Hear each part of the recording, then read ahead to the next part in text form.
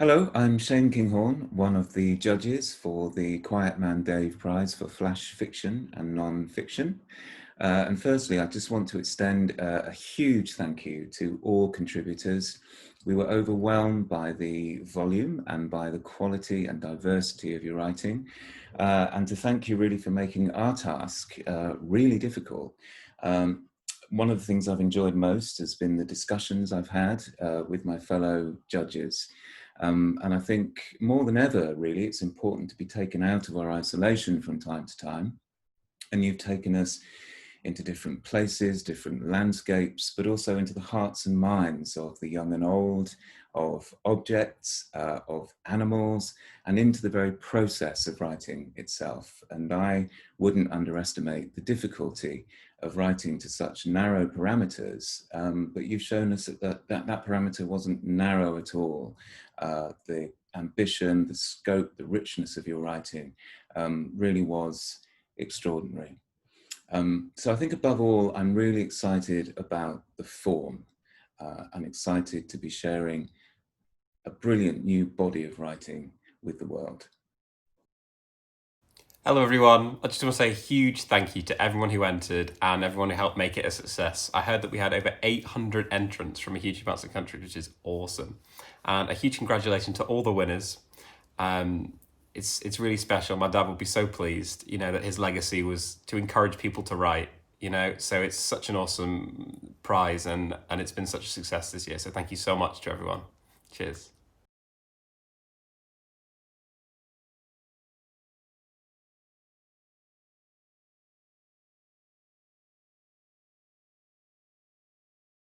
These Insane Animals, or A Strange Interlude.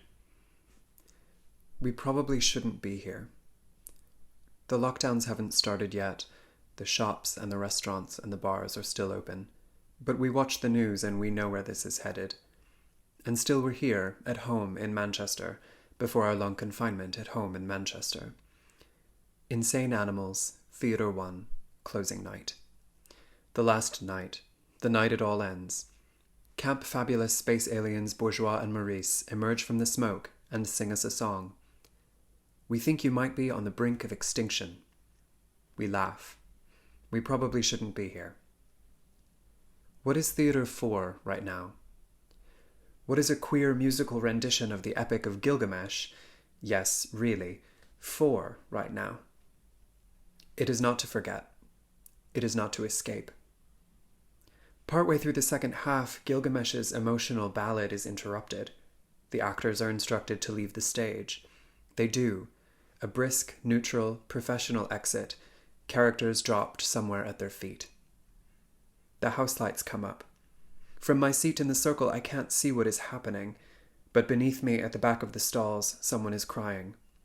They are in distress. I remember the time I fainted in Theatre 2. Sometimes theatre's distressing. Sometimes we're just unwell. Sometimes something is wrong in our bodies and we don't know what it is yet. We lack the language for it. They are crying down there. Mostly it is quiet. An embarrassed silence. We shouldn't be here, and now we have time to reflect on it. We shouldn't be here hearing this. The weeping spectator is embarrassed too. We hear them sob. I've ruined it for everyone. No, you're fine, you're okay, don't worry. An audience become a chorus. That, at least, we can do. The person in distress is helped from the auditorium. Home's director, Dave Moutry, thanks us for our understanding. The performers retake the stage. The audience cheers. Lockie Chapman, Gilgamesh again, turns to the band and plays the diva. From the top. We laugh. We don't know how long we'll be away from here, how long the next interlude will last. Will we remember where we left off? Will we take it from the top? What is a queer musical rendition of the Epic of Gilgamesh for right now? To teach us about loss. To show us what to do with what remains, the traces of ourselves. Coat them in glitter and wrap them in lame, which, as any Camp Fabulous space alien can tell you, is not the same as covering them up. These fragments, these remnants, they might be beautiful. Rendition, from the French, rendre, to give back. to give again. In the closing number, the same refrain. We think you might be on the brink of extinction. We shouldn't be. We are. The theatre has been here before. How many plagues has the playhouse withstood? We applaud and disperse into the night. It's time we were getting home. Tears fall. Hair falls. Sometimes I catch a glimpse of my reflection in the bathroom mirror. I don't recognise the blotchy, swollen face looking back at me. It doesn't matter. My baby does. Ampicillin, gentamicin, meropenem. Vesico-ureterale Reflux. Periphere Venenkatheter. Endoskopische Unterspritzung der Harnleite-Mündungsstelle. Foreign words in a foreign language, a language I'm still learning but must master. I would say I'm about a level A2, possibly B1 by the end of this day. It's not enough. I need to be at least a C1 to advocate adequately. Must learn more, object more, concentrate more. How are you? Fine. Is there anything I can do for you? I'm fine, thanks. Some ask with more persistence, looking concerned into red-rimmed eyes. Think, is there anything? A healthy child? A new drug with no side effects? A certain future? No, these are not things you can ask for. Think smaller, something practical perhaps. But my thoughts are too slow. The pause between the asking and an answer now already too long. No, I'm fine, thanks. At night, I sit in the dark and listen to my son's breathing. At 8:30, the bins will be emptied and I will be ready and waiting at the door to intercept. No, we don't need a new bag, thank you. Yes, I'm sure. Yes, we have everything we need. Thanks, you too. Good night. At 10 o'clock the night shift starts and the nurse comes to introduce herself. Yes, we're fine, thanks. Sorry, do you mind being a bit quieter? It's just, he's sleeping. Thanks, you too. At 12 o'clock the first antibiotic infusion, boob to settle. At 1 o'clock the second antibiotic, second boob to settle. At 2 o'clock the nurse returns to detach the beeping machine. No more boobs available. I rock, pat and will my baby back to sleep. Please sleep, darling, please sleep now. Dots track across my vision. I close my own eyes, see the glitch of old VHS. VHS, will my son even know what that is? Was? Sometime between 2 and 3, the static in my head merges with the static of my baby's white noise machine and sleep claims me, dragging me down, down, down, until a cry. I'm wrenched, dragged, pulled back up through treacle layers. I'm here, my love. What hurts? How can I make it better? I am here. A sleeping child permits a trip to the bathroom. Is there anywhere more lonely than the empty corridors of a children's ward? Last time there was a Christmas tree, desolate in its festive cheer. This time COVID-19 keeps us yet further isolated. The sound of children's pain, the only indication of the residents behind closed doors. Newborns squawk, babies wail, a toddler moans. Unheard the anguish of parents' desperation, united in the same burning desire to get our children healthy and to get them out of here. It's night again. I listen to my son breathe. Mud fights. At Bay St. Louis, no matter how far you walk out into the ocean, the water stays shallow. Between the bars of sand, there is this mud that will sink between your toes. It's impossible to resist. We bury ourselves. We wipe it across each other's skin and laugh. We get it in our hair, on our faces. Skin against skin moves smoothly now, and we submerge ourselves before the sun can crack this mud dry. Koliba. When someone dies in the Eastern Orthodox Church, it is traditional to make koliba, soft like clay, cinnamon-flavored boiled wheat. Sometimes it's dry and flaky like the dirt my grandmother had me plant tomatoes in. When someone dies, each person in the family shovels one heap of dirt into the grave. The Koliva reminds me of that dirt I shoveled on my mother's grave. Death demands packed lunches for the grave diggers, the elderly, and anyone in need. My religion advises you to bury yourself in helping those who are still there and enjoying the sweet texture of this earth. River baths. Summer camp in the mountains, we all slept in cabins. A young German girl named Astrid told me that if a boy stared at her for too long, she would beat him up. She said if anyone tried to touch her, she would kill them.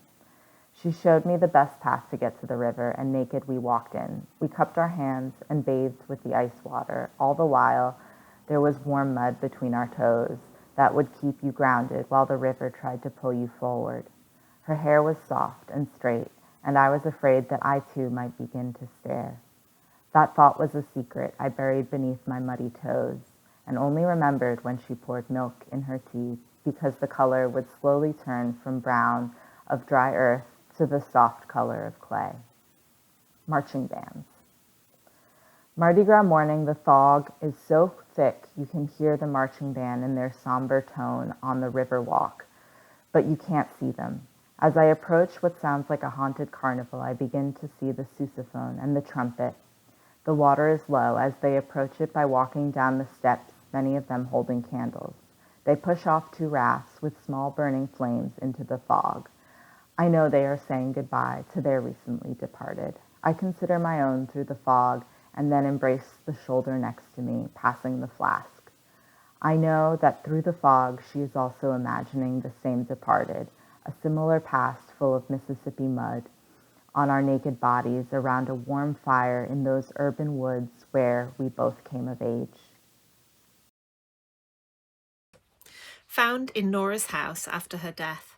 Sections of a diary kept by her mother, Margaret, taking in February to September 1955 and January to September 1957. The first page, loose, torn edge, shows gardening tips for December. 1955 has been added in blue pen above the advice to sow tomatoes in heat for an early crop. On the reverse, a memorandum. Image, record of peaches picked daily on Canvey Island over August and September. Numbers range from 2 to 27, with a line indicating none on September the 14th. The family has a bungalow on Canvey Island, out by Oyster Creek. I have photographs of them, young and laughing and playing tennis and croquet in a 1930s world. Salty wind blowing from the North Sea. Not a place you'd think for a bumper peach harvest. The gap in harvesting on September the 14th is explained by a terrible storm on the afternoon of the previous day, during which hail beat Pebble Dash off walls, leaving the whole island white as snow. Nora is my first cousin once removed. Margaret was the eldest in the Long James family, and my granddad the youngest but one. This means Nora, in generational terms, is more like a great aunt. I call her G.A. Nora in my thank you letters. She's a headmistress and sends blocks of paper made from the leftover forms of school business. I don't remember what was on the printed side, even though I must sometimes have filled the boxes with words. But I do remember the colours, pink and blue and green, and the infinite possibilities those blank pages offered. 1955 has its ups and downs. There's a newspaper strike and a rail strike, and on April the 6th, Churchill resigns, prompting fears for his exit, pride for the honour of having lived as his contemporary through such a mighty career. A niece is married, trips are made to the theatre. Life revolves around housekeeping and family visits made by rail. Nora will travel widely and live a long and vibrant life. As an old lady, she will discuss Lego figures with my son, her deep interest not faked. 1957 begins with a synopsis of Christmas visitors, including elder daughter Glenys and her husband Geoffrey. It's the only time Geoffrey is mentioned. Over the following weeks, Margaret is afflicted by a painful thumb. She makes circumspect notes about Glenys. There is one very great day, with Nora interviewed at Weston-super-Mare for post of headmistress. She was the successful candidate. Image, Good Friday, a note suggesting that all is not well in Glenys's marriage. A generation of women in the aftermath of war. I would choose to be Nora, single and living at home at 39, but with a career and a fulfilled world. It's possible her sister was once seen as the lucky one. At some point, May and June are excised from the diary. Were the words within them too wild? Perhaps the erring Geoffrey returns, and it is no longer seemly to have a record of opinion. Or perhaps the final event in the diary makes the energy expended on him seem ridiculous. Image, September 21st. Margaret records the death of her husband, Frank. Nora at 98, time disappearing from her memory. I haven't a clue who you are. She examines a photograph of herself and Glenys as children with their mother. My sister. I haven't seen her for years. We didn't fall out. I just haven't seen her. So many years. The Hotel Družba smelled like sweat and cabbage. My room on the 9th floor was stuffy and dark. The previous tenants had plastered pictures of presumably famous Slavic bodybuilders on the dirty walls. Every morning, I woke up to Stefan Havlik glaring down at me, his biceps glistening unnaturally. The view from the balcony was beautiful, though. Down below, the Danube River swirled and eddied in thick brown waves, snaking through the floodplain. Despite its proximity to downtown Bratislava, the Hotel Družba was surrounded by riparian forest. In the distance beyond, the little Carpathian mountains rose like smooth knuckles. The evening trill of crickets and frogs was so similar to the soundscape of my Ohio childhood that if I closed my eyes, I could almost believe I had returned. My days were filled with learning Slovak at the local university, where my enthusiasm paid off. "You're my best student," my instructor Yulia told me, only to quickly correct herself. "My best American student." But I didn't care. I loved how the hot checks rolled off my tongue, how my world could be reduced to simple concrete nouns. Chair, desk, girl, book, train. My nights, however, were empty. I read my books slowly, trying to make them last. I masturbated, careful to avoid glancing at the Slavic bodybuilders. I listened to my instructional Slovak city, Križom Kražom, on repeat, mouthing the sentences like an ancient hymn. "Hello. I would like 2 coffees and a gelato. I do not know the way home. Can you show me?" Occasionally, other students invited me out for drinks and foosball, but I declined, choosing instead to stare at the water stains on the ceiling. Although painful, my loneliness intrigued me. It seemed to reveal some inner truth, the complexity I'd always hoped to find. But the loneliness could overwhelm too. One night, I mustered the courage to walk down to the Mark Twain, a small, dilapidated bar on the edge of the Družba property where Slivovice, Slovakia's infamous plum brandy, was sold for only $1. At 50% proof, it was cheaper than water, stronger than dirt. Outside the bar, people sat around a campfire, laughing and flirting in languages I couldn't understand. An older Slovak man was playing guitar, flanked by 2 drunk men who were singing Pink Floyd's "Wish You Were Here." Their accents warbled and thick, the song familiar only by its stark chords. "We're just 2 lost souls swimming in a fishbowl, year after year," the men crooned, swaying back and forth. The audience clapped and hollered for more, their voices wrapped in a tenderness I yearned to touch but couldn't. Alone on a stump, I stared out at the shape of the dark forest beyond, with the last shards of evening light scattered on the Danube. I drank my brandy slowly, letting the sharp sting gather at my throat. I wanted to cry, but I wasn't sure what might stumble out. When I was 10, the family returned from India. Term had already begun at my new school in Bristol. My very first lesson there was about India. The beautiful, colorful country I had left behind, full of fascinating, exotic sights, sounds, and smells, bore no relation to the place in the textbook with its rainfall graphs and statistics about imports and exports. Towards the end of the lesson came the weekly test. The teacher had devised this system whereby whoever came top in the test one week got to set the test the next week. The boy asking the questions on the chapter which had been studied for homework was coming up with questions like, "What was the name above the shop in the picture of the marketplace on page 23? I, the only one in the class who had lived in India, scored nil. Science followed geography.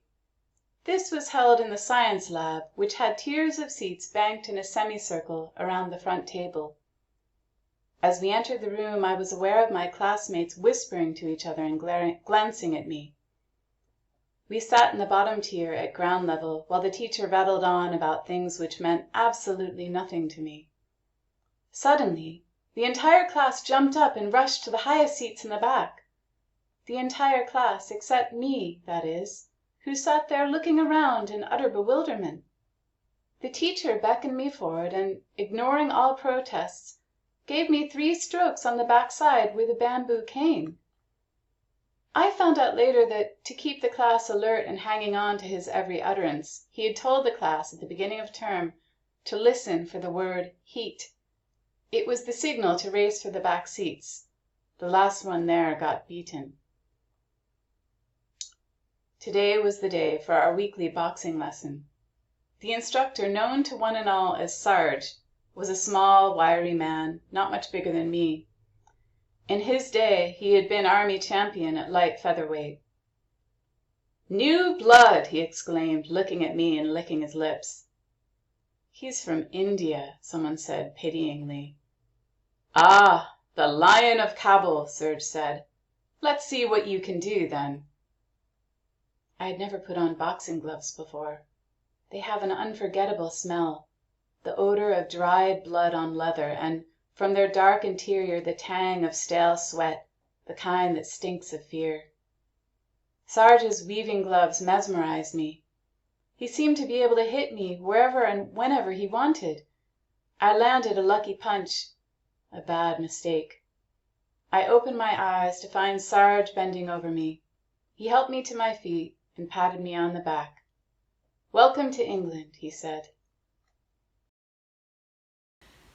I woke just before dawn to the great honking calls that signal one thing: whooper swans. In the past few weeks, flocks have been gathering on the marshlands in northern Jutland. They are preparing to migrate further north.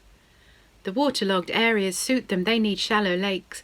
On dry land, their legs can struggle to support the weight of their bodies.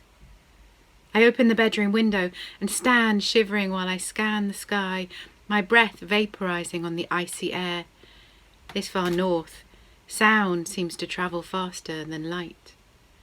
Soon I glimpse the tip of an inverted V, which quickly becomes distinct. Then another and another. On they come like a squadron of bomber jets. Despite their weight, they're powerful flyers. Their calls are louder now, resonating from the long coiled windpipes set deep in the hollows of their chests. They use their voices to signal to each other, to keep the flock in formation as it flies. One ragged V after another passes overhead. Now they are so close, and it's a riot of sound, busy and joyful. How much they have to say to each other. "I am here, and I, and I." They fly over the house on towards Grennen, where land ends and the North Sea meets the Baltic, the waves crashing against each other far out towards the horizon. They will soon leave the European continent behind and fly 1,000 kilometers to Iceland, where they'll breed and raise their young. Like me, they have wintered here. Unlike me, they know the time has come to leave and where they must go. But more than their sense of purpose, I covet their voice. As the swans fade out of sight, I draw the early morning air deep inside me, feeling cold travel down my neck and into my lungs until I am filled with it. I open my mouth and echo their call. the sound less sonorous and much too quiet. And I.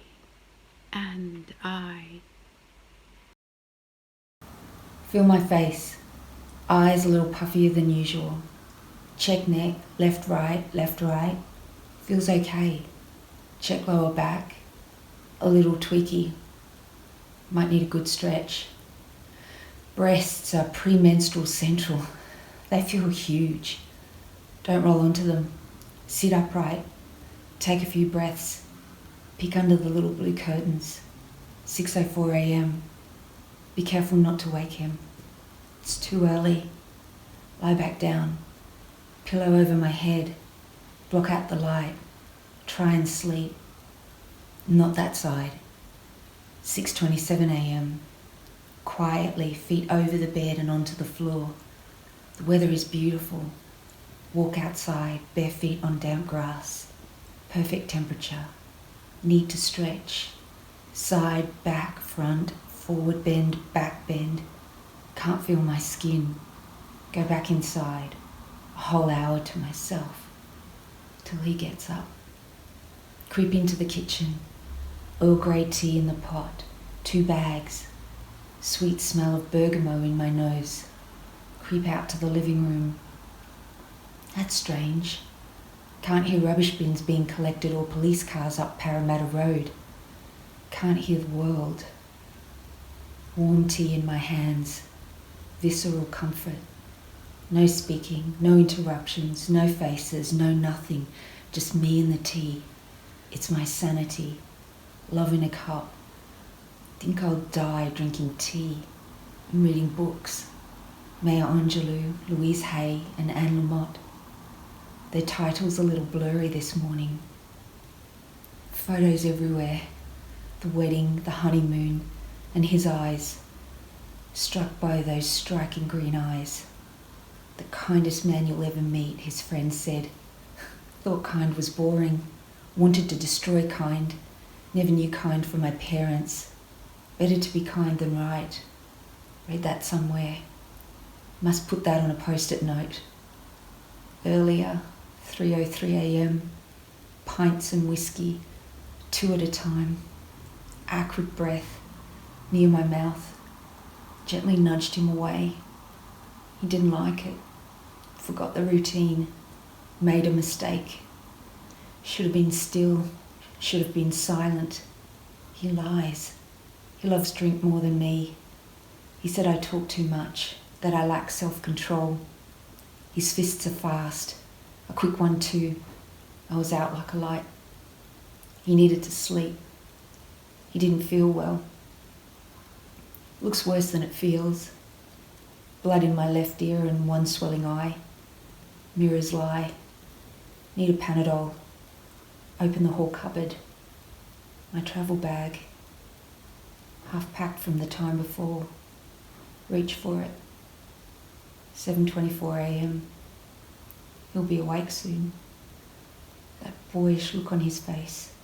And he'll say, "Hey you," as he grabs me and pulls me into his chest and smells my hair. And I'll say, "It's clean." And he'll laugh and say, "Oh babe, your face. Good thing you are so beautiful." And he'll ask what I'm doing today. We had such a great time judging the nonfiction category of the QuietManDave Prize. I think because it was the first year of the competition, this category really felt wide open, and we saw an incredible variety of nonfiction writing here. We read everything from arts criticism to travel writing to experimental nonfiction and bits of memoir. It was really enjoyable to have such a diversity of writing to choose from. So for our third prize winner, we had Jude Higgins's wonderful piece, Night Demons. I would call this a micro-essay. It takes the form of a single sentence, which is a really difficult thing to pull off well, but Jude executes it so brilliantly. And she should be commended for taking such an interesting formal risk. This piece really captures the breathless panic of waking up in the early days of the pandemic, and it effectively gives us this really uneasy inner monologue that begins to play as soon as the alarm goes and shows us how this underpins daily life. That's a lot to achieve in a very small space. So well done, Jude. Our runner-up, Alex Eisman's prose piece, Mud, is actually a kind of suite of 4 individual segments which shift and bleed into each other really effectively. This makes for a really powerful and evocative piece. We really liked the poetic interweaving of memory and sensory detail here. And I think we also really responded to the fact that this didn't look like anything else that we read. It was highly original. And I think it's all the more impressive when you consider that this is actually Alex's first published work. So well done, Alex. Now on to our winner. It seems really fitting that a piece of cultural criticism has won the top honor this year. David Calder's These Insane Animals. From its very first line, this outstanding theater review puts the reader at ease. We know we're in safe hands, and we're prepared to go with this writer wherever they want to take us. And it turns out that they're taking us to the arts venue Home in Manchester to watch a queer update of the Epic of Gilgamesh just before lockdown. This, of course, was a very uneasy time to be in any audience, and this piece really captures that effectively. It fits so much into its very limited space, telescoping out from the stage to capture the mood in the house and the kind of wider cultural context surrounding this particular performance. It very memorably asks, what is theater for right now? David Calder's review is a pretty great answer to that question in itself, and it's so much in keeping with the spirit of this prize and the man it honors, whose own work also stands as a joyful celebration of the power and humanity of theater. Congratulations, David, and all of our shortlistees and finalists, and many thanks again to everyone who entered. It was a real privilege to read your work.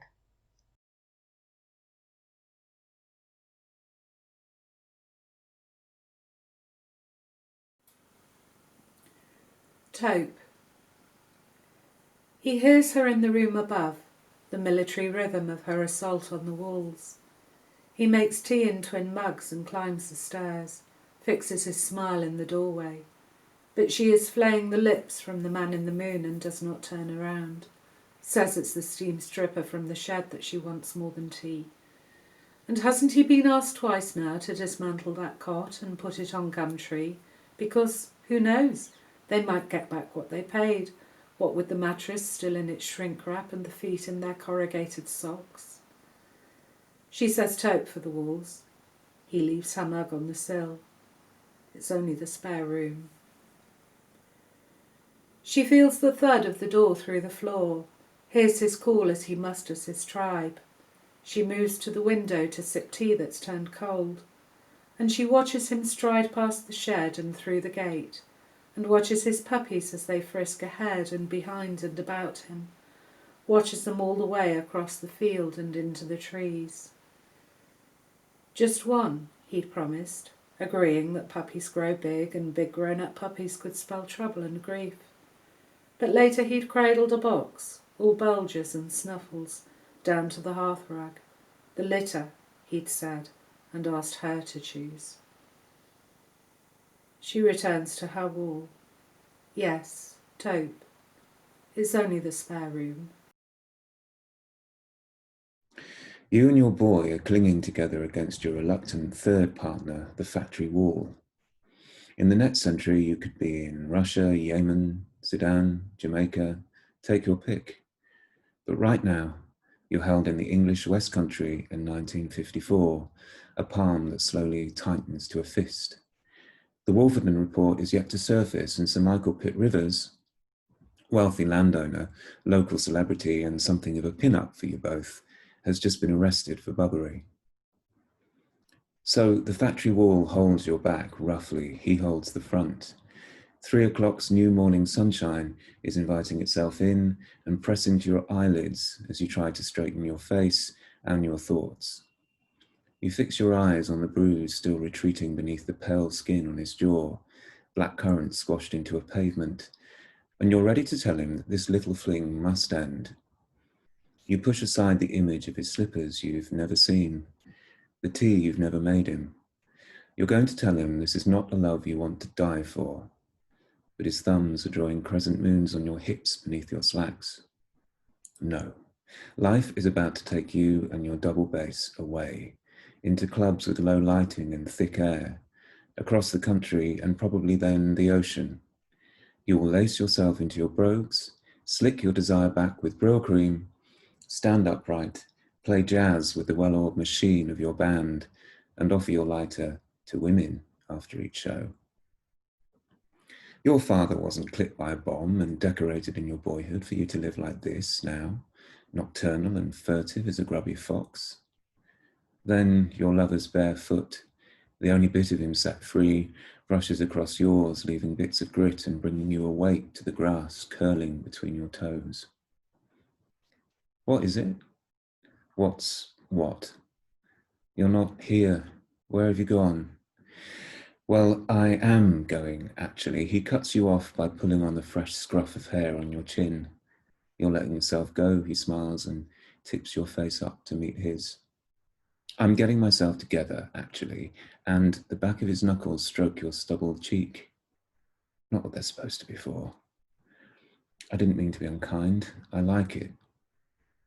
This isn't a love you want to take a beating for. Spit it out. This has to end. At once he says, I'm leaving her. You say, I'm going away. We've got a tour. He says, take me with you. Before he can finish and you can rearrange yourself, you're saying, okay. He's leaning towards your shoulder with quietness and ease. Then you hear footsteps far too close to be insignificant. You and your lover start running.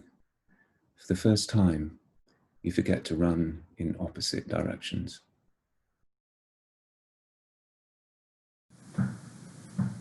Mrs. Veal knits a disaster. Mrs. Veal didn't want many things she didn't have, but she didn't have a grandchild, and she wanted one of those very badly. When it became clear that none were forthcoming, she had no choice but to take matters into her own hands. She had a child, of course, but it was not the same. Jeremy was all grown up. He was tall and sarcastic, and his skin was often blotchy, and she could never understand the job he did, nor why he married that woman.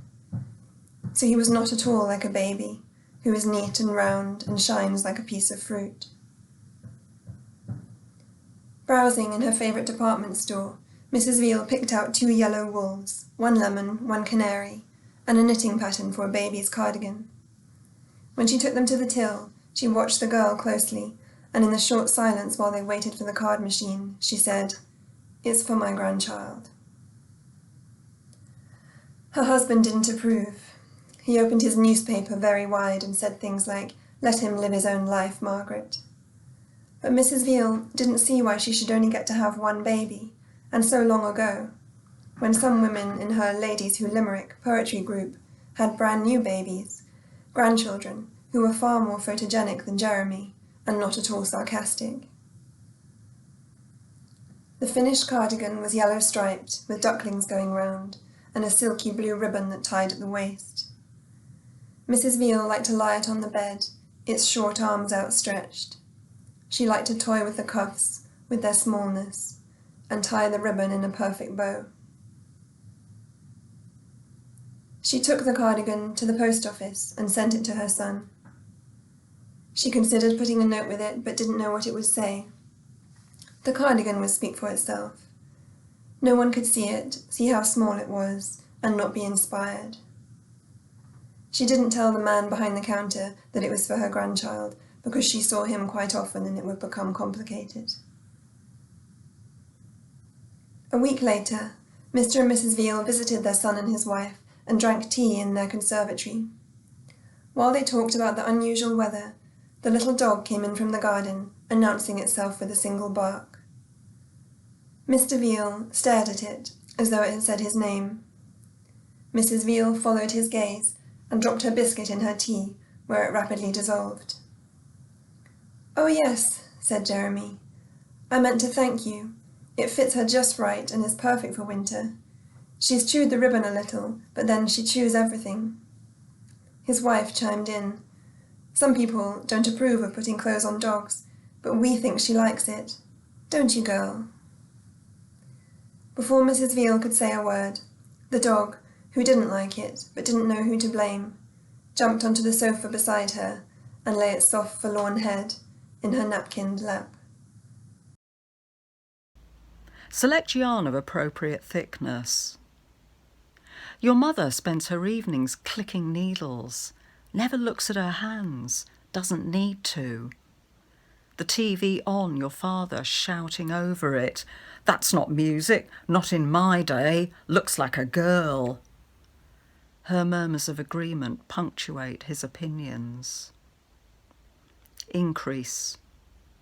On her lap, a folded leaflet with a colour photograph of a girl your age wearing a green pullover with a pattern of red horses.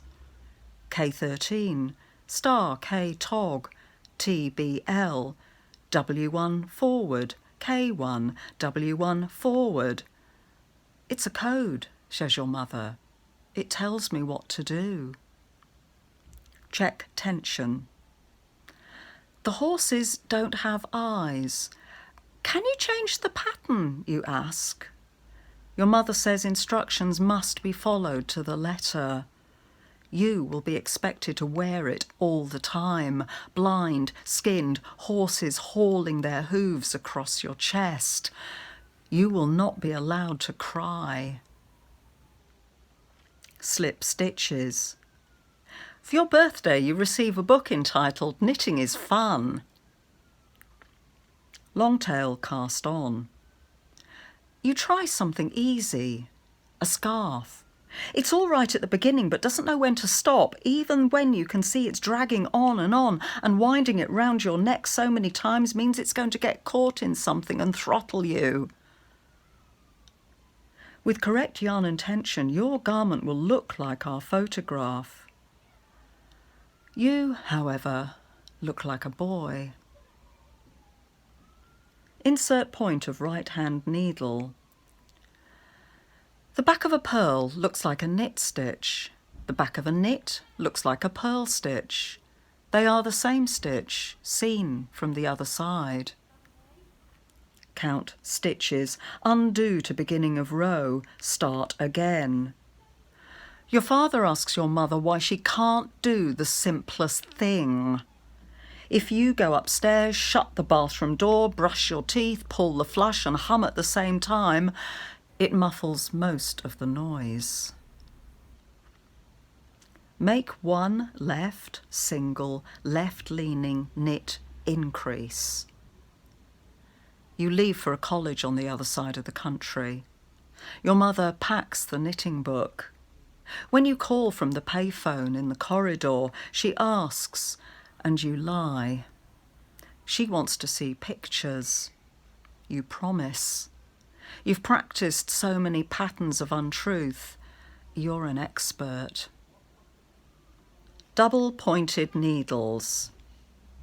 You find a picture of a hand-knitted sweater, take a photo and send it to your mother. She writes how you're turning out well, the daughter she always knew you could be, whatever your father said. Backward yarn over. Or did. Rip out the stitches. You buy a pullover from a charity shop, holes in the elbows, torn around the throat, the pink of washed out blood. You pull it apart, row by row, wool in a puddle on the floor, miles of it kinked with the memory of how you tried your best to knit in regular lines. Cast off. You buy a second-hand guitar, write songs with words that refuse to fit. Forest bather. She had taken against water, a reaction, no doubt, to the months of care, washing, sterilizing, using chemicals and silver, even honey, anything to stop the superbug. She wasn't sure how long after the funeral it had begun. being merely a matter of increasing gaps between one shower day and the next. No one outside had noticed. No one edged away. The trouble with taking a shower was getting in. She knew she'd like it if she could. Going out was getting difficult as well. Only an essential bill would take her to the post box, only an empty fridge to the supermarket. Come winter, she lived on tea and biscuits rather than risk walking on ice. That morning, there was so much snow. The world outside seemed bright and wide and silent. No one passed by. For the first time in years, she thought, my camera. It took an hour to find the camera and another 20 minutes for her walking stick. She trod very carefully along the towpath, photographing the thick layered snow, her footprints, moored iced-in boats, the bridge. At the weir she turned off into the little wood. It wasn't silent at all. Snow slid randomly from burdened branches, and her feet shushed as she walked. A hint of wind was murmuring in the tops. She put the camera in her coat pocket, stopped still, and listened. She looked up into the branches and let snow fall on her upturned face. It wasn't even cold. It felt soft, gentle. She could smell bark, leaf mulch, needles, and the snow itself. She knelt under the white showers, scooping up snow with her bare hands and washing her face. She lay down in it. She angeled. She rolled over and swam in it. Above the trees, the high white sky just kept on crying its flaky tears of clean, fresh snow. Fluorescent men in high-vis vests hang like fruit in the trees. I want to pluck one, slice him in half, peel off his skin, crunch out his eyes. This first blue sky day of April, the lorries reversing and blue sounds like magpies, and a chainsaw cutting down apple trees in the bluebell woods. An ancient doodle of wilderness, a dark skinny scrap of me, my parents, grandparents' parents, tangling between the cracks. Next year, the wildflowers here will be gone. No more apples, no more witches' thimbles, no more nod and bow, no more great tits fighting worms in the dapples. The breeze will not bruise the fruit sweet. And there is talk of an apartment block with parking for 80 cars. The newspaper calls it progress. I call it murder. I wonder if I can kill a man with a kick to his ladder. The beach below the orchard is full of pottery shards, white and blue, as if the Victorians came here solely to break things or clumsily drink tea. Jagged flowers, a curl, a tendril, a pale wash of willow trees, temples wonky against cream-cracked sky. Once, I trod on a shard here. I was 5, I sliced a tendon, couldn't walk for a month, run for a year. But where would I run to? This place throbs in my feet, Then, now I hold the day flat on my palms, a mosaic around my lifeline. I walk back up to the trees. Hey, I shout. Hey. When you flat foot down the ladder, yellow-bellied, I pull it out to show you. A pilchard, still alive. I hold it by the tail, and it swings like the seconds in my grandfather clock, still twitching, skin witching silver in the light, seawater dripping lice down my hands. You back away, chainsaw in hand. Do you know, I say, I stare at your pink skin.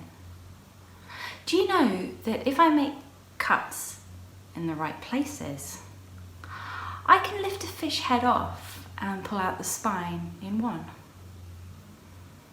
Can I do that with humans? I say. Do you think?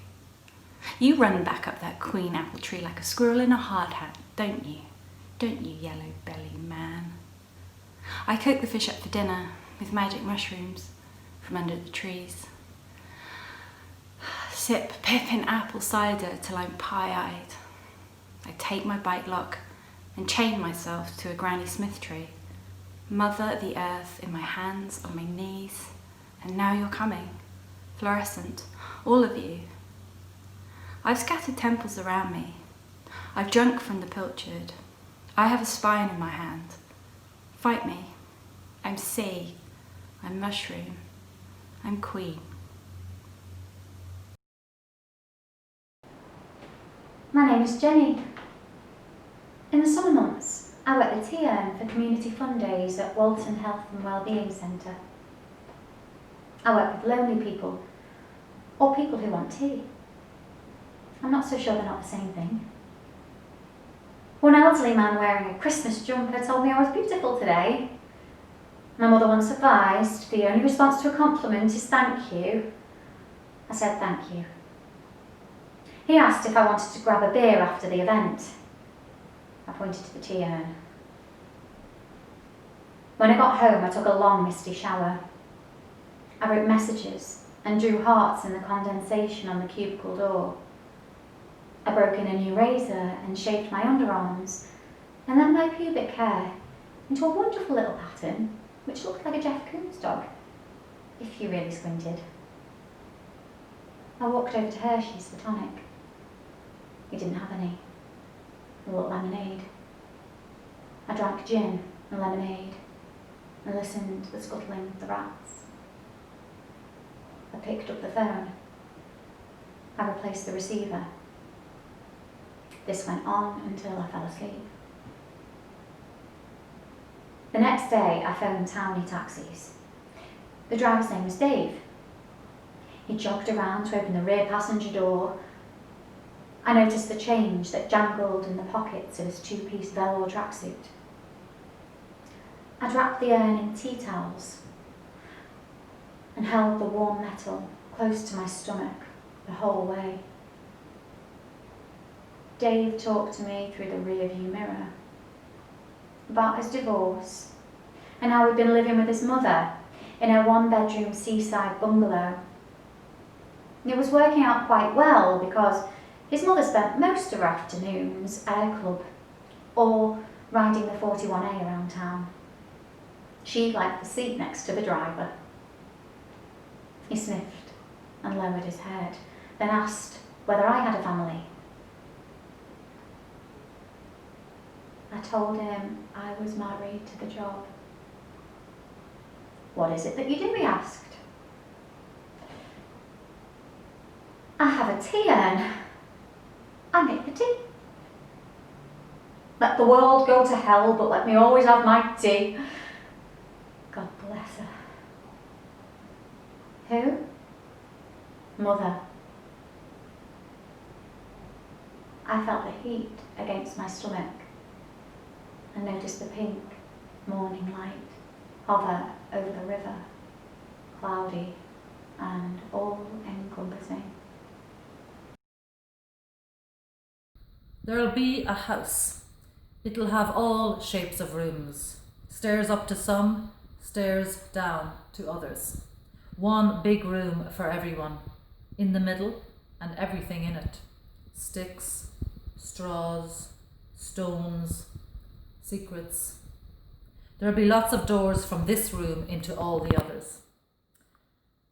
A door into a room for the girls, a room for the boys, one for parents with different tables, each on top of another, and one for children with rules on whiteboard no one can wipe off, unless someone has a better idea. A door into a room for a garden. In this room there'll be river, tree, hill, whistling wind there, and a hole in the ground. Somehow it sometimes rains somewhere, so there'll be clouds. A door into a good room, a door into bad, where those who break rules go and aren't allowed leave unless they're sorry. There'll be no light switch there. You shouldn't have asked about that other thing, so sorry. Doors into halls joining up the rooms. The halls will all be the same. No turns, see-through mirrors, wallpaper with curly feathered birds that are fake. There'll be windows, 2 in every room. Each one a different view, but no view better or worse than the one before. Sky with rainbow on top. Mountain in the middle. Field under. Nothing under the field. Nothing over the sky. No windows in the halls. There'll be people. First, a baby boy, pink cheeks, 2 teeth sticking up from the gum. But before that, there'll be a tiny baby girl that no one except me will even notice. No sound, no teeth, rolled up fast, asleep in a cold blanket. Next, there'll be a girl who can't speak but can walk, then a boy who speaks and walks but doesn't know much. Next, a girl who was able to explain to the talking boy about things, then a boy who, of course, knows everything. No one will talk about the used to be baby. This is the most important rule, so remember. Don't be sorry, because remember, no lights there. The animals will belong to everyone, but each has their own names for them. There'll be dogs, cats, magpies, as many as are wanted, but worms will have to be found, and no one should worry about that or worry about anything. 3 badgers, and a pond with sunny fish, a porpoise who'll take a saddle. 7 black horses, each one a different size. They all fit one under the other. A giant ant farm that can be walked into, but only if no one touches anything apart from the ground underfoot. Nor no one touches what's in the ground, neither.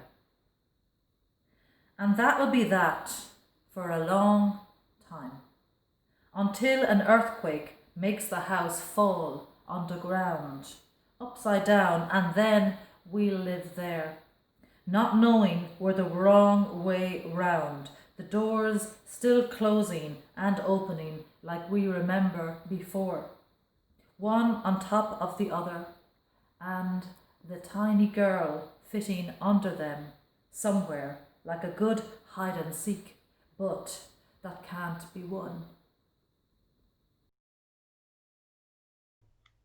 1. Smoking in bed. 2. Falling asleep while smoking in bed. 3. Painting your walls blood red when the landlord said no decorating. 4. Never letting your cats Lennon and Ringo out of the house. 5. Letting Lennon and Ringo roam in my bedroom when you knew I was a dog person. 6. Stealing my clothes. 7. staining the ones you returned. 8. Never closing the fridge door. 9. Slicing and eating apples with a chef's knife. 10. Painting perfect eyeliner flicks over speed bumps. 11. Saying my thighs looked chunky in white jeans after I'd worn them for 6 months. 12. Never tipping. 13. Licking your knife. 14. Scraping your fork. 15. Copying my haircuts. 16. Suiting them better. 17. Never telling me when there was lipstick on my teeth. 18. Your ability to fall asleep mid-conversation. 19. Saying how you wanted to be the quiet genius, then talking over everyone in band practice. 20. Agreeing that we would be the female Beatles, then insisting on a male drummer because the females who auditioned looked too butch. 21. Buying the vintage guitar I was saving up for. 22. Blaming me for distracting you when you left the guitar on the bus. 23. Never washing up. 24. Plowing through boyfriends. 25. Flirting with mine. 26. Taking the piss when you found my facial hair removal cream. 27. Gleefully never recycling. 28. Laughing at roadkill. 29. Complaining about your expensive education and the piano and violin lessons, which were such a drag. 30. Saying you wished your parents were divorced like mine because childhood trauma would make for a better biography. 31. Turning your guitar up at gigs so no one else in the band could hear their instruments. 32. Moving into your boyfriend Milo's penthouse apartment without telling me. 33. Appointing Milo as band manager without consulting any of the band. 34. Telling Milo I was her sweet and jealous of you. 35. Deciding that you didn't need a band and would prefer to be the new Madonna. 36. Defending Milo when you found out he was cheating on you. 37. Marrying Milo. 38. Not becoming the new Madonna. 39. Settling for a suburban cul-de-sac life. Katrina plays the squeeze box in the backroom bar, and it breathes for her when the air deserts her lungs. The men dance, stamping and stumbling, women the same, arms high, a drink spun spilling here, everybody laughing and Geoffrey the most. She looks away from his face flung back, though it never turns her way. His mouth's wide, shouting at the ceiling, wide enough to swallow her whole. Breathe in, breathe out, turn the chorus to the bridge and on. The shaken pound of the floorboards jars the bones of her, throbs the veins in her head, but her fingers know the body of the accordion, like they know her own body, how to make each sing, like they know Geoffrey's. Breathe. The familiar of the keys, warm bone and blackwood, the fire smoke sting, these are both a comfort and a dragging fishhook to her heart as they recall her, eyes shut, to her grandfather's hearth. The years-old instrument waiting her. Put to memory the melodies, rhythms winding over and over. Feel the beat, the breath of them. Let them into your blood. Your legs too short to reach the stone flags as you keep time with your Sunday shoes. Venom peat smouldering. Geoffrey in the visitor's chair, always Geoffrey wherever she looks, then and now. Serious chin pressed into the violin rest. The unmoving focus of his eyes on some point she can't see, beyond the black pin gaze of the crows and songbirds, stretched skin and feather over wire by the old man who looked into the flames and far away from them, who beat his stick on the floor. 1, 2, 3, breathe. Geoffrey in the old farm barn when they were 17, skin slick and wanting. Geoffrey here and now and dancing. Breathe. And the second chorus draws them all into one together in the gaslit bar, and there's no need to look. She can feel the heave and spin of bodies. She can feel Mary Ann fly past light, thick hair swinging like a bird alive itself, heel and toe. Mary Ann's breath in the room, the moon-strong draw of her. She knows which way Geoffrey's eyes are tilted now, same as every time she's seen him since Mary Ann first took her place in the Sunday pew last spring.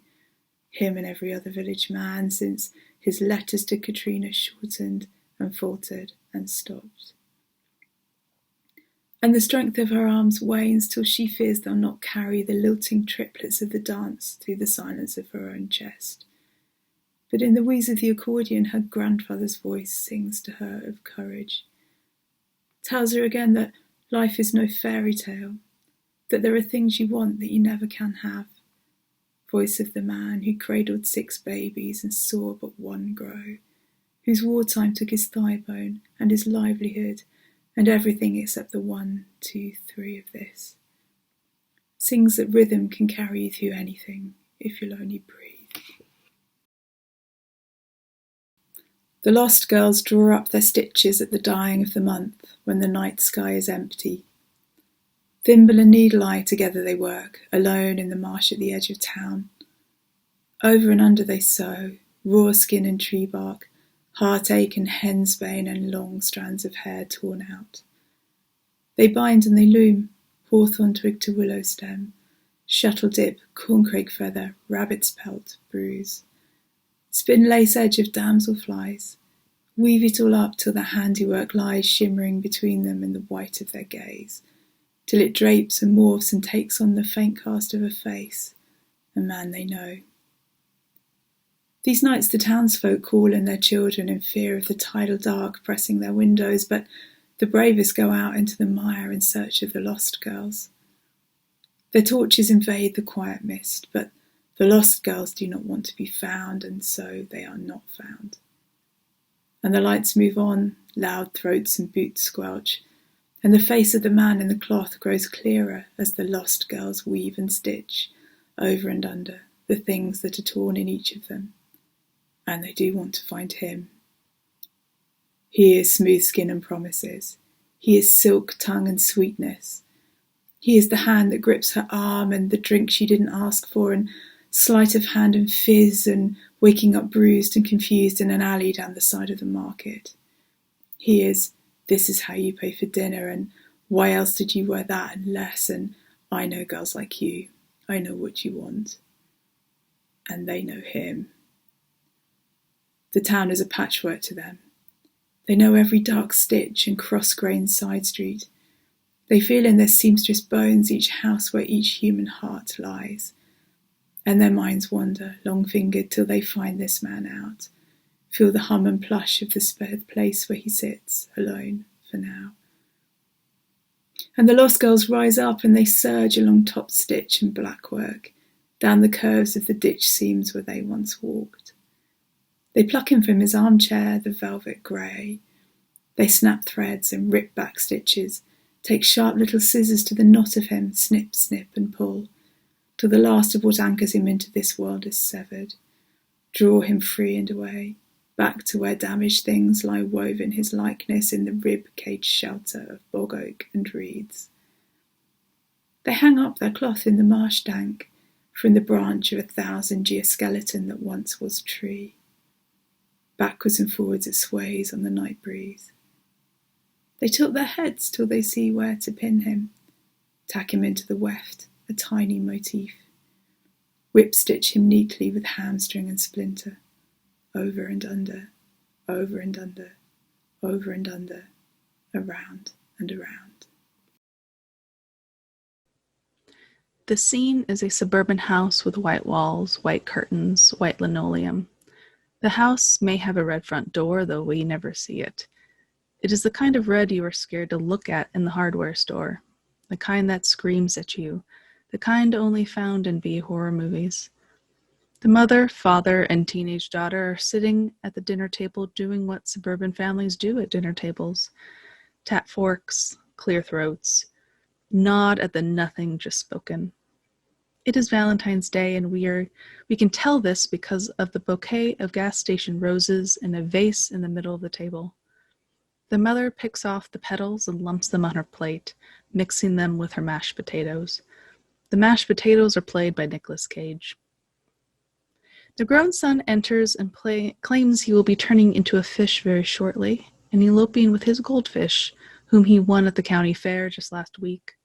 The goldfish is played by the grown son's 4th grade girlfriend, the one with the big eyebrows, the one who moved the summer before 5th grade and went off the grid.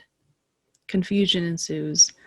Dialogue is improvised, but must include in some form, "My, you've gotten fat," and "Don't you want children?" and "They have something for that problem." All members of the family eventually reveal that they too will be turning into fish that very evening in good time. They argue about who will prove to be the prettiest fish and who will be the most loved. At some point, the mashed potatoes and the teenage daughter sigh in unison. The lighting, set, and sound designers may wish to stick the house underwater at various instances throughout their conversation. The father recognizes the goldfish for who she really is, but says nothing. Eventually, the whole family drowns in their soup bowls while trying to grow gills. No one bows at the standing ovation. The play does not end until the audience is at home, alone. Hello, it's lovely to be here and to be taking part in these celebrations of the winners of the first ever QuietManDave prize. I wanted to say congratulations not only to all the winners of both categories, but the shortlist and the long list. Thank you so much for sending in your pieces, your flash fictions, your flash non-fictions. I just want to applaud everybody who submitted to this prize, who sends work out into the world, because that's just the most brave and optimistic act. You are sending us your pieces to be judged, and we are so grateful that you sent them and that you gave us the privilege of reading them. So please take heart from that. Don't be downhearted if you didn't win this time. We loved reading all of your pieces and they all meant so much to us. So please send your work in again, send your work out into the world. Let's keep that spirit of optimism.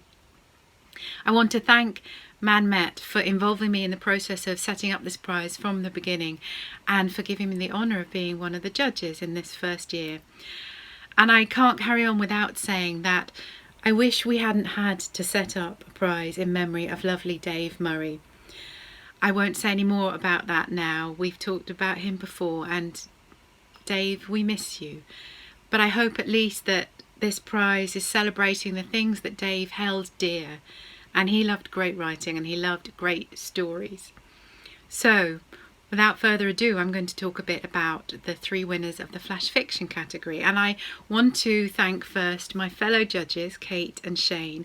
We had 2 fascinating judging meetings. And there was a lot of discussion and back and forth and moving things on lists around and up and down. When you're the sole judge of a competition, it's easy. You just pick the things that you love that speak to you. And I found in my experience, very often they're not the kind of stories I would write myself. I am, as a judge, really open to all kinds and styles and forms and voices and everything. But when there are 3 of you, judging takes on a kind of different kind of shade and flavour, and it's really fascinating how stories can rise up and discussions can really change the way that you've seen a story. So I love that. Thank you so much to Shane and Kate. And one way that we found in both categories to try and make these really tough decisions, because it was really hard, there was nothing obvious. There were you have 3 human beings and you have so many different opinions and different things that everyone loved. We thought, who do we want to reward? And we discussed this, and what we wanted to reward was not necessarily a story that was perfect and neat and tidy and everything in its place, but we wanted to reward the taking of risks. A story that maybe was a little messy, was a little unusual in its shape, or quite unusual, and took that risk that maybe it wouldn't appeal to every reader, because such is the nature of reading. So these are the 3 stories that we rewarded, and they all take risk in really different ways, and you've heard them already, and so I won't say too much about them, but I just wanted to say, you know, they're really different in style, but if you listen, I'm just going to read you the first lines of each story.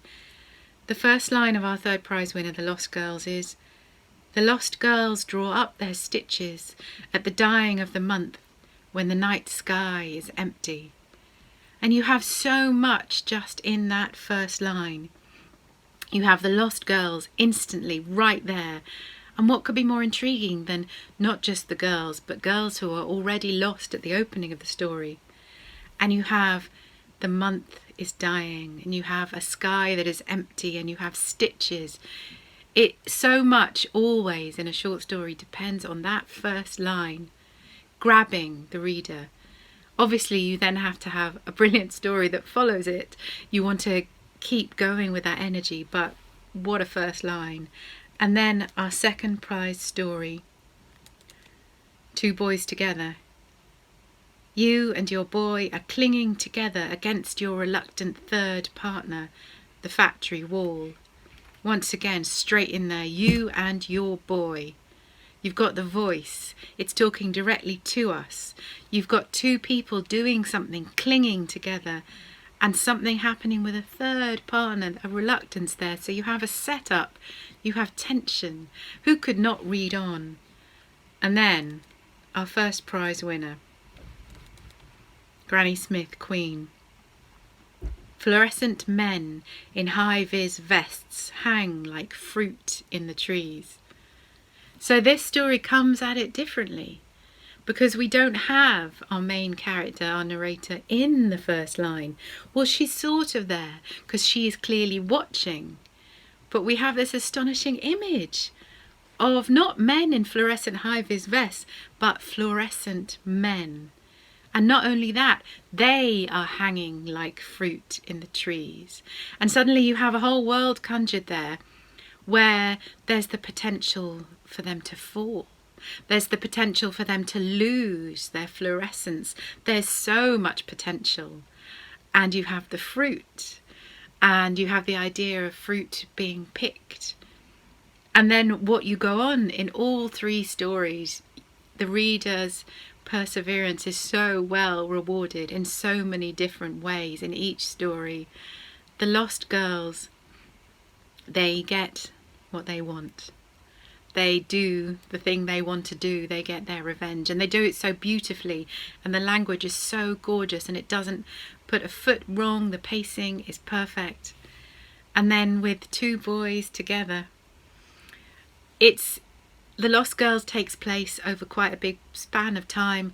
2 boys together is a tiny, tiny time span, and there's a whole world. In just those few minutes, everything changes. You find out what our narrator wants to do, and then by the end, something entirely different. And it's very physical, so physical, and you're in that intimate space between these 2, the you and your boy. And then our winner, it's hard to know what to say about Granny Smith, Queen. We read these stories out to each other as we were making our decisions, and each one came alive as we read them out to each other. And, you know, Granny Smith, Queen, what a brilliant title. And she blew us away from the start. This story does things so differently. It's so visceral. It grabs you. There's a violence here. And there's also a desire here. There's these bizarre interactions between our narrator, and there's a you in this story as well. One of the fluorescent men who comes down from the tree, and then what happens? There's a chainsaw, there's talk of fish, there's so much going on here. And by the end, everything is resolved, and yet it's also not resolved. There's a threat and a joy of what is coming next. It's just, these stories blew us away. So thank you to their authors. Congratulations for being our inaugural 1st, 2nd and 3rd prize winners.